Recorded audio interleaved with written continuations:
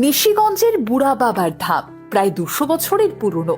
জানা যায় এই গ্রামে নাকি আজও কোনো মুসলিম পরিবার বাস করতে পারে না। শোনা যায় একটা সময় এই গ্রামে এক মুসলিম পরিবার বাস করার ফলে ওই পরিবারের 2 ছেলের একই রাতেই মৃত্যু হয়েছিল।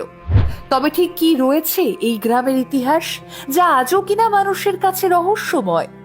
নিশিগঞ্জের বুড়া বাবা ধাম বা বুড়া ঠাকুরের ধামের নাম অনেকেই জানেন, কিন্তু জানেন কি এই মন্দিরের বিশেষত্ব? দ্য কোবান্টোল্ড আজ নিশিগঞ্জের সেই প্রাচীনকালের শিব মন্দিরের বিষয়ে কথা বলবে এই ভিডিওতে। উত্তরবঙ্গের প্রান্তিক শহর নিশিগঞ্জ, সেই নিশিগঞ্জের নামের সঙ্গে জড়িয়ে রয়েছে এই মন্দির।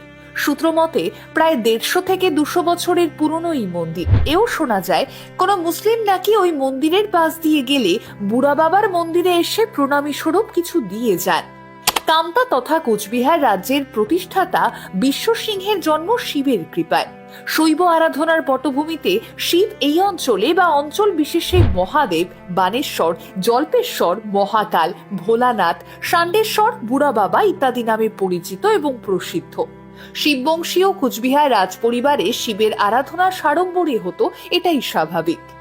রাজামলে মহারাজাদের অধীনে বা পৃষ্ঠপোষকতায় শৈব আরাধনা হতো কোচবিহার রাজ্যের বিভিন্ন মন্দিরে। তেমনি মহারাজাদের উৎসাহে প্রজাগণ নিজ নিজ এলাকায় শিবের আরাধনা করত। এভাবেই রাজামলে নিশিগঞ্জ বাজারের উত্তর পাশে ভোগমারা গ্রামে বেসরকারিভাবে আনুমানিক 150 থেকে 200 বছর আগে শিবের আরাধনা শুরু হয়। হ্যাঁ, আর তাছাড়াও নিশিগঞ্জের আরেকটা আলাদা পরিচয় রয়েছে। এখানে মহারাজা নৃপেন্দ্র নারায়ণ ভূপ বাহাদুরের মা মহারানী নিশিময়ী দেবী জন্মগ্রহণ করেন, আর তার নাম অনুসারে এই এলাকার নাম হয় নিশিগঞ্জ। আর মহাদেব এই মন্দিরে বুড়ো বাবা নামেই পরিচিত। তবে এই মন্দিরের প্রতিষ্ঠাতা কে ছিলেন বা কবে এই মন্দির প্রতিষ্ঠিত হয়েছিল তা সঠিকভাবে জানা যায়নি। তবে বর্তমানে মন্দিরের অবস্থান, প্রকৃতি, প্রাচীন গাছ এবং জনশ্রুতি অনুযায়ী এই মন্দির সৃষ্টি হয়েছিল বলে ধরা হয় শতাধিক বছর পূর্বের সময়কে। প্রাচীন এই শিব মন্দির বা বুড়া বাবার ধাম কোচবিহার জেলার পুরাকীর্তি নিদর্শন বহন করে আজও।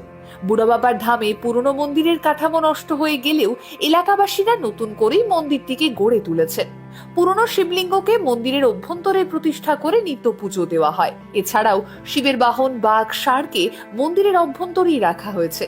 মন্দিরের ভেতর চোখে পড়ে বহু পুরনো ঘণ্টা এবং ত্রিশূল। এছাড়াও মহাদেবের একটি বাৎসরিক মূর্তি প্রতিষ্ঠা করা হয়। প্রাচীন এই জাগ্রত মন্দিরকে ঘিরে এলাকাবাসী এবং বিভিন্ন অঞ্চলের লোকজনদের মধ্যে যথেষ্ট উন্মাদনা লক্ষ্য করা যায়। অনেকেই দূর দূরান্ত থেকে ছুটে আসেন বুড়া বাবার কাছে, মানত করেন এবং তা নাকি ফলেও যায় হাতে নাতে। অসমীয়া ব্রাহ্মণ বিশ্বজিৎ দেব শর্মা পুরুষানুক্রমিকভাবেই এখানে পুজো করে আসছেন। তবে বর্তমানে সূর্যমোহন বর্মনের পরিবারই এখানে নিয়মিত পুজো করে। পুজো দেন বাসনা বর্মন। শ্রাবণ মাসের শেষে এবং শিব চতুর্দশীতে এখানে মহা সমারোহে পুজো হয়। এছাড়াও দোল পূর্ণিমা, শিব চতুর্দশী জাগরণ তিথি অনুযায়ী হয়। আগে এখানে রাসমেলাও হতো বলে জানান স্থানীয় বাসিন্দা নারায়ণ বর্মন। মন্দিরের সম্মুখে দাঁড়িয়ে থাকা প্রাচীন বটগাছ এই মন্দিরের প্রাচীনত্বের স্মৃতিকে আরো একবার উস্কে দেয়। আর জনশ্রুতি অনুযায়ী ভোগমারা এলাকায় কোনো মুসলিম পরিবার বসবাস করতে পারে না। এলাকার প্রবীণ বাসিন্দা শিবেন বর্মন বলেন, একটা সময় এক বাজিকর মন্দিরের সামনে এসে অস্থায়ীভাবে তাঁবু খাটিয়ে বসবাস শুরু করলে স্বপ্নে বুড়া ঠাকুর তাকে এই স্থান পরিত্যাগ করতে বলেন। কিন্তু বাজিকর বুড়া ঠাকুরের কথায় কর্ণপাত না করে ওই স্থানেই থাকা শুরু করে, আর তারপর তার পারিবারিক সমস্যা দেখা দেয়। নাছোড়বান্দা বাজিকর তবুও ওই স্থান ত্যাগ করে না, আর পরবর্তী কিছুদিনের মধ্যে একই রাতে তার 2 ছেলের মৃত্যু হয় এবং তারপর বাজিকর ওই এলাকা ত্যাগ করতে বাধ্য হন। এখানকার রাজচক্র তৈরি হতো ঠিক কোচবিহারের রাজচক্রের আদলে। থাকতো বিরাট পুতনা রাক্ষসীর বিরাট মূর্তি, চারিদিকে থাকতো বিভিন্ন দেবদেবীর অসংখ্য মূর্তি। মেলা উপলক্ষে এক নাগাড়ে মনোরঞ্জনের জন্য বিভিন্ন দল যেমন কুষাণ, দোতরা, ডাঙ্গা যাত্রা, বিশ্বহারা গানের আসর বসত প্রায় 12 থেকে 15 দিন। মন্দির এলাকার বাইরে বসত বিরাট মেলা। কোচবিহারের মাথাভাঙা শহর থেকে আসতো বিরাট মনোহরি দোকান। পুন্ডিবাড়ি মাথাভাঙা থেকে আসতো মিষ্টির দোকান। এছাড়াও বিভিন্ন জায়গায় নানান সামগ্রীর দোকান এখানে পসার জমাতো। থাকতো সার্কাস, ম্যাজিক, পুতুল নাচ, আরো কত কি। প্রতিদিন বিশেষত সন্ধ্যাবেলা থেকে হাজার হাজার মানুষ, যার মধ্যে মহিলাদের সংখ্যাই বেশি, তারা আসতেন সকলে মেলায়। পালাগান চলতো সারা রাত। হ্যাজাকের আলোয় মেলা প্রাঙ্গণ ঝলমল করে থাকতো সারা রাত। শতবর্ষ প্রাচীন এই দেবালয়টি এখন এলাকা ভক্তপ্রাণ মানুষের কাছে সদা জাগ্রত। উত্তরবঙ্গ তথা উত্তর পূর্বের বহু মানুষ এখানে আসেন বুড়া ঠাকুরের দর্শন করতে। আপনিও যদি কখনো এই মন্দিরে গিয়ে থাকেন অবশ্যই কমেন্ট করে জানাবেন আমাদের।